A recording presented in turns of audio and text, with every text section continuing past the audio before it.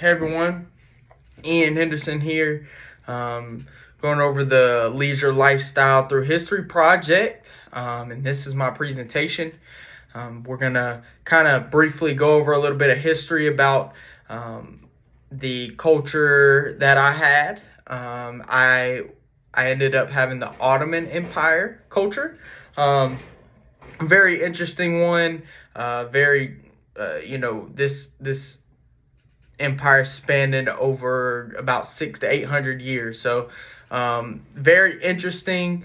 Look forward to kind of going over the history of it and then kind of demonstrating what kind of like a day in the life would be. So here we go. Hey everyone, Ian Henderson here, going over the Leisure Lifestyle Through History project.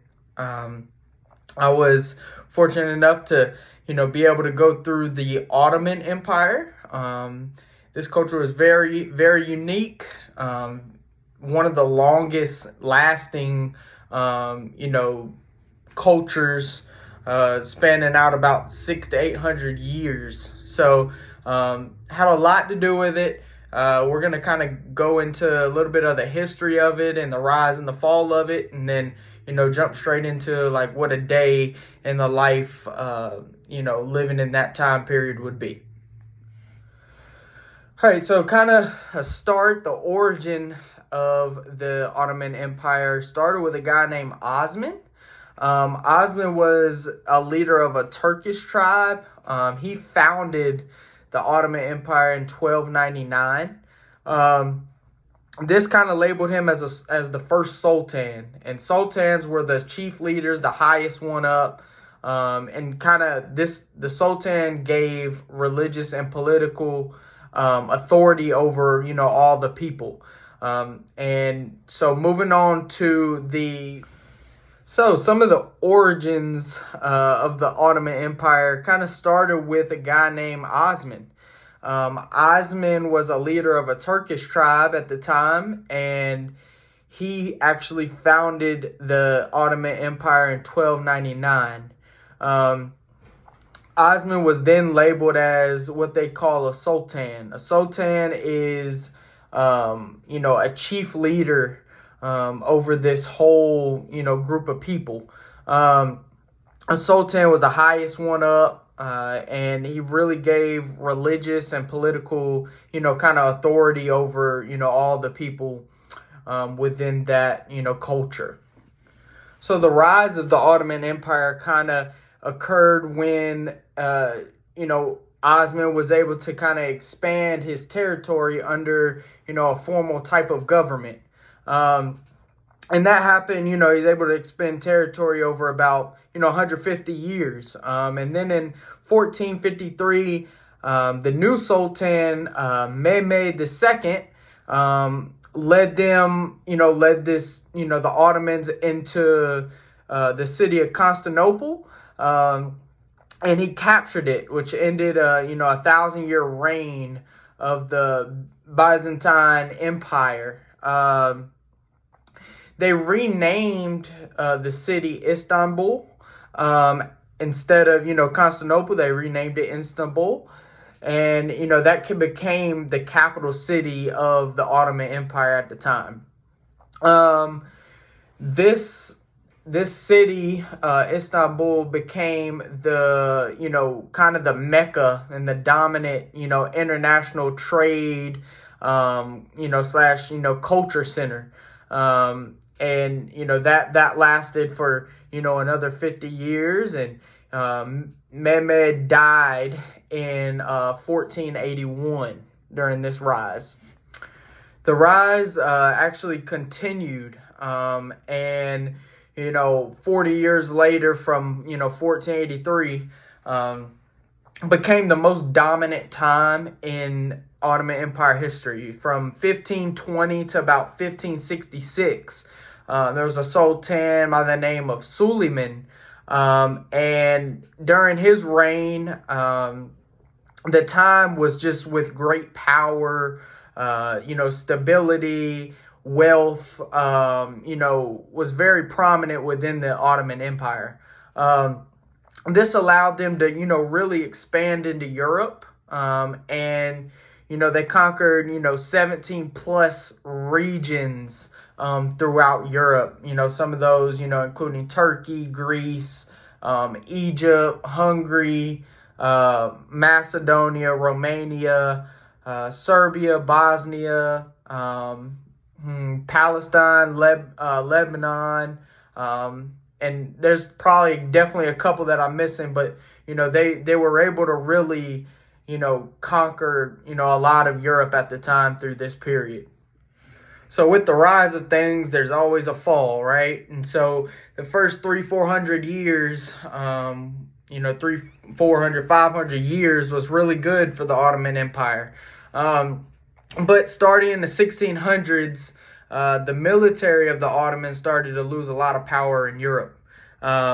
Europe was, strengthening with, the Renaissance and the Industrial Revolution. And so this led to kind of, poor leadership.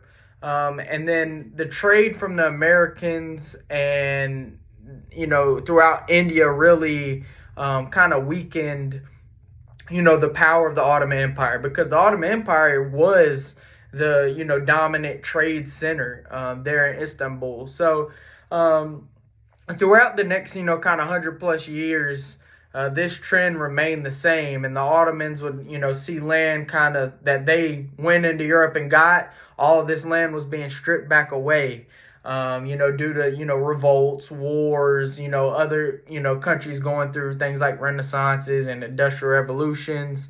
But, other countries began to, get independence over many regions that the empire had. And, that led to them losing about, almost all of Europe. So with the decline, it always ends up falling out somewhere. And so the fall of the Ottoman Empire started in World War I, actually. The Ottomans went to kind of join the Central Powers, which were, Germany and Hungary, Austria. And, 4 years later in 1918, they lost the war. The territories, once under this Ottoman Empire were now part of Britain, France, Greece, and Russia.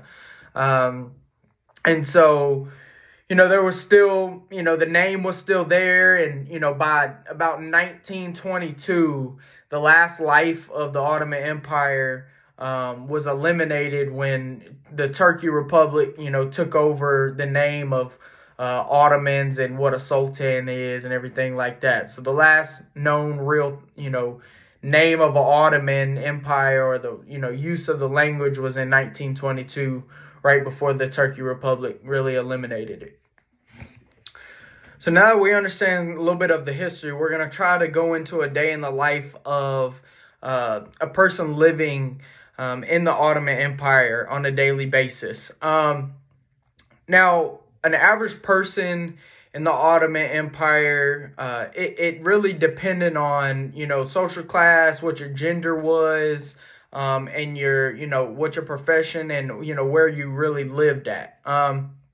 And so we're just going to kind of go over what a general urban kind of man would look like, whether that's, you being a merchant or you being someone that has like a trade, or craftsman or some of those natures. And so I'm going to try to, demonstrate that. And so here we go.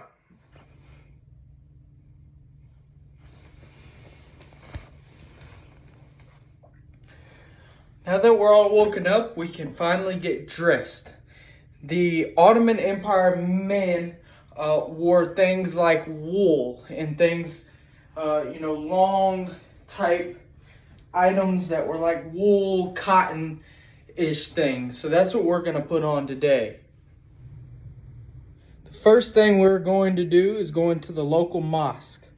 The mosque was a place for first thing in the morning when you wake up, there's a call for prayer. And this is where you go. You go to the mosque. In the mosque, there were things that you did, like praying and getting into the Word of God. They would read. They would also pray. And they would pray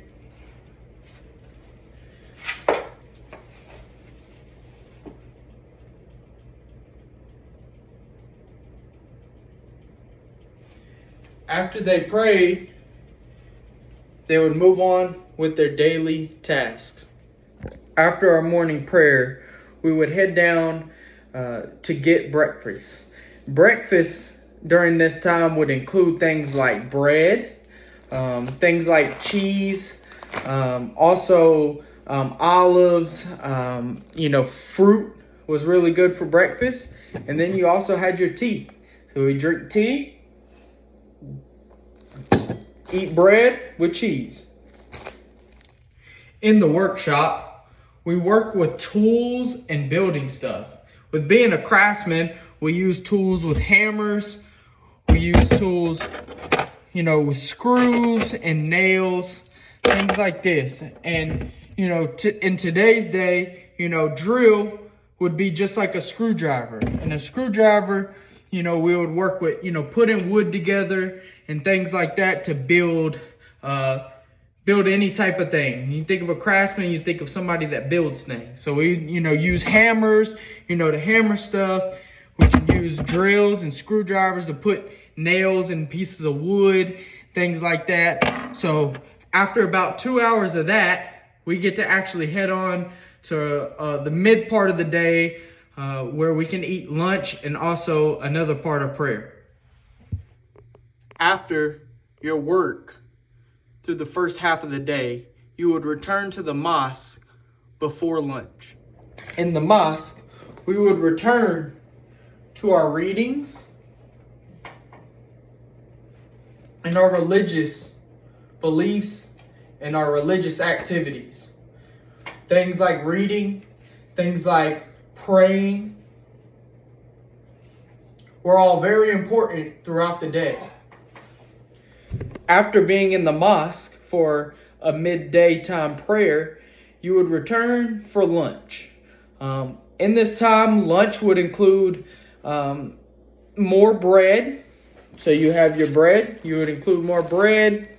Also would include a vegetable. So we have green beans here. You would be able to eat that. Also stews are very good, and also more, types of cheeses and fruit are also very good, for this lunch hour. Now we are in our leisure time. This is time where we can get to, socialize and be in the community. One big thing that during the Ottoman Empire that was important was coffee houses. These were places where people could go and gather and talk about political and social things while playing different games. A big game played during these coffee houses is the game of Mancala. Mancala was played while talking about different political issues and issues within the society. These games helped people come together and gather and get away from work life. We then returned to the workshop. After the coffee house in the afternoon, you return to your daily work in the afternoon. Back in the workshop, we would continue to work on things that we were building for that day. For that day, we could have been building, things that with wood. And like I said, we use hammers, we use things that use screws and nails so we could build things with that wood. And like I said, things like screwdrivers and things that would, help, drive nails and things like that. So we would work in the workshop for the next couple hours, and then we would return to our evening activities.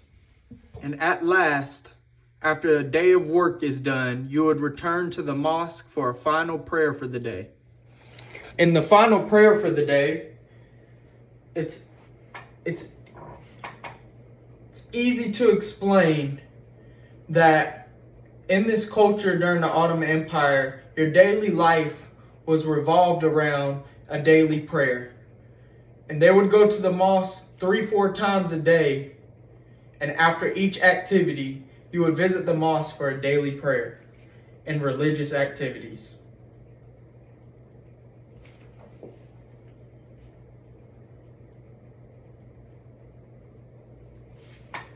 Then, after this, you would return home for your evening activities. Once you returned home from a long day of work going to the mosque for daily prayers. You were able to spend time with your family, eat, and have more leisure time. Once you've returned home, you're able to spend some time with your family, your children, your wife, and now we enjoy a nice family dinner.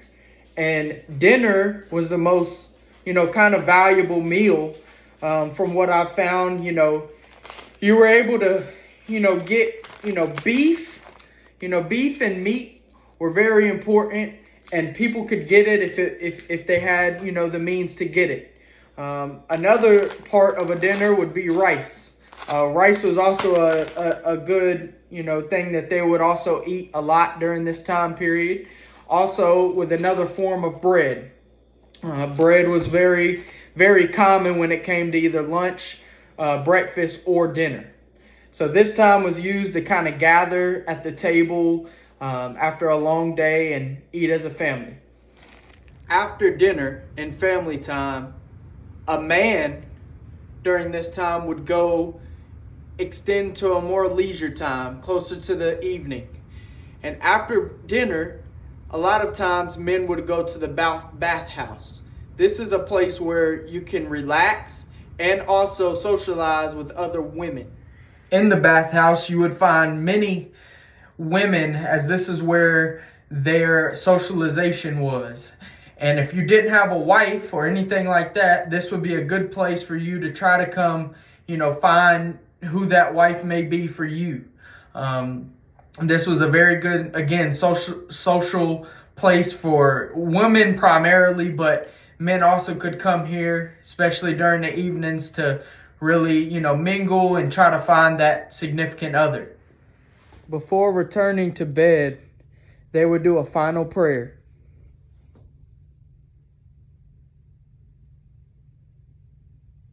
After the final prayer, they would return to bed with the lights off and go to sleep.